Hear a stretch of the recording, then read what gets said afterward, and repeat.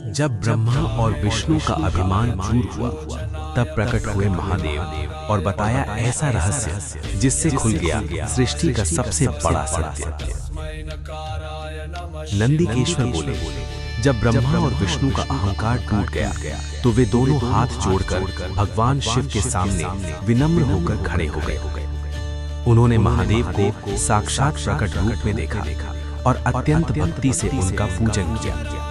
सोने के आभूषण, दिव्य वस्त्र, चंदन, धूप, दीप, हर श्रेष्ठ वस्तु से उन्होंने महेश्वर की आराधना की। महादेव ने प्रसन्न होकर उन सभी वस्तुओं को अपने गणों में बांट दिया। तभी से ये परंपरा बनी कि जो भी प्राप्त हो उसे दूसरों में बांटना चाहिए। सभा मंडल में आनंद और उत्साह की लहर दौड़ गई। भगवान शिव मुस्कुराकर बोले, हे पुत्रों, आज का दिन अत्यंत पवित्र है। तुम्हारी पूजा से मैं अत्यंत प्रसन्न हूँ। आज की ये तिथि शिवरात्रि के नाम से प्रसिद्ध होगी। जो भी इस दिन मेरी पूजा करेगा उसे पूरे वर्ष की पूजा का फल एक ही दिन में प्राप्त होगा। महादेव बोले, मेरा लिंग मेरे निराकार निष्कल स्वरूप का प्रतीक है और मेरी मूर्ति मेरे साकार सकल रूप का। जो इन दोनों की पूजा करता है वो सृष्टि के रहस्यों को जान सकता है और भोग तथा मोक्ष दोनों प्राप्त कर सकता है। महादेव बोले, मैं पहले अग्नि के अनंत स्तंभ के रूप में प्रकट हुआ था, जिसका न आदि था न अंत। फिर मैंने स्वयं को छोटा किया ताकि संसार के लोग मेरा दर्शन और पूजन कर सके। यही लिंग जन्म और मृत्यु से मुक्ति का द्वार है। महादेव ने बताया, जहाँ ये अग्नि स्तंभ प्रकट हुआ वो स्थान अरुणाचल कहलाएगा। यहाँ किया गया दान, जप और तप करोड़ों गुना फल देगा।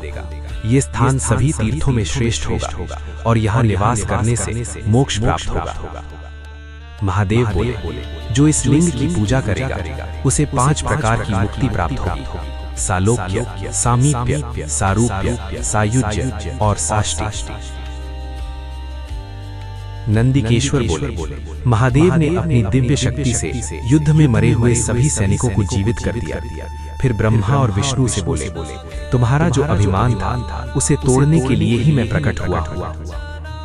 महादेव बोले, मेरे 2 रूप हैं, सकल अर्थात साकार और निष्कल अर्थात निराकार। मैं ही परब्रह्म हूँ, मैं ही इस संपूर्ण जगत का आत्मा हूँ। सृष्टि, पालन, संहार, तिरोभाव और अनुग्रह, ये 5 कार्य केवल मेरे ही हैं। महादेव बोले, जहाँ जहाँ मेरा लिंग स्थापित होता है वहाँ मैं स्वयं उपस्थित हो जाता हूँ। एक लिंग की स्थापना मुझे प्राप्त करने के समान है और अनेक लिंगों की स्थापना मुझ में पूर्ण एकत्व अर्थात सायुज्य मोक्ष दिलाती है।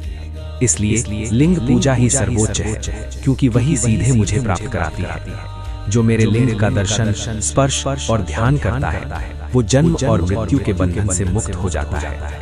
हर हर महादेव।